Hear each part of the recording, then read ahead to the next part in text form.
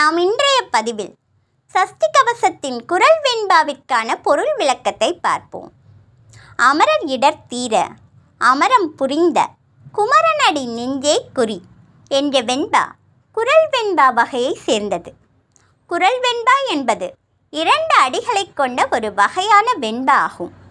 தமிழில் திருக்குறள் பாடல்கள் இந்த குறள் வெண்பா வகையை சேர்ந்தது. இவ்வெண்பாவில் முதலடி 4 சீர்களையும் 2ஆம் அடி 3 சீர்களையும் கொண்டிருக்கும். மேலும் குறள் வெண்பா செப்பல் ஓசை என்னும் ஓசையை கொண்டிருக்கும்.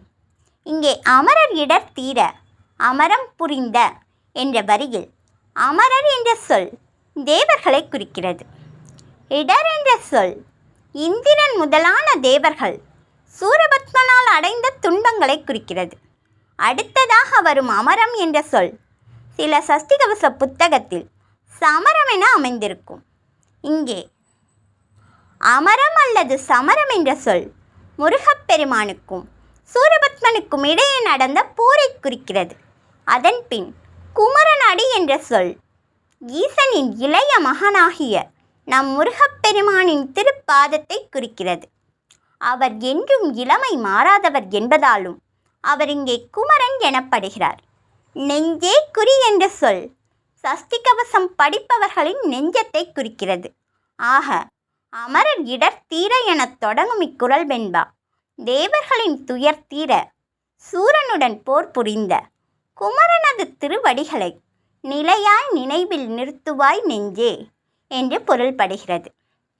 சூரபத்மன் ஈசனிடம் அவருடைய சக்தியை தவிர்த்து வேறு எந்த ஒரு சக்தியாலும் தனக்கு அழிவு நேரக்கூடாது என்று வரம் பெற்றிருந்தான். ஈசனிடம் வரத்தை பெற்ற பின்பு சூரபத்மனின் செயல்கள் எல்லை மீறியது. அவன் தேவர்களை துன்புறுத்தினான். ஒரு சமயம் அன்னை பார்வதி தட்சனின் மகள் தாட்சாயினியாக அவதரித்திருந்தார். அச்சமயத்தில் தட்சன் தன் மருமகனான ஈசனை மதிக்காமல் அவரை அழைக்காமல் ஒரு யாகத்தை நடத்தினான். ஈசனை அவமதித்து நடைபெற்ற யாகத்தில் தேவர்கள் யாவரும் கலந்து கொண்டனர். அந்நிகழ்வுக்கான விளைவுதான் பிற்காலத்தில் தேவர்கள் சூரபத்மனிடம் சிக்கி தவிக்க வேண்டியிருந்தது.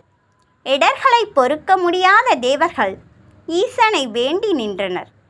அவர் தேவர்களின் நிலையை எண்ணி மனம் வருந்தினார். பின் ஈசன் தான் அளித்த வரத்திற்கேற்ப தன்னுடைய சக்திகளை ஒன்றாக்கி அவருடைய நெற்றிக் கண்ணிலிருந்து ஒரு சுடரை உருவாக்கினார். அச்சுடரே நம் முருகப்பெருமான்.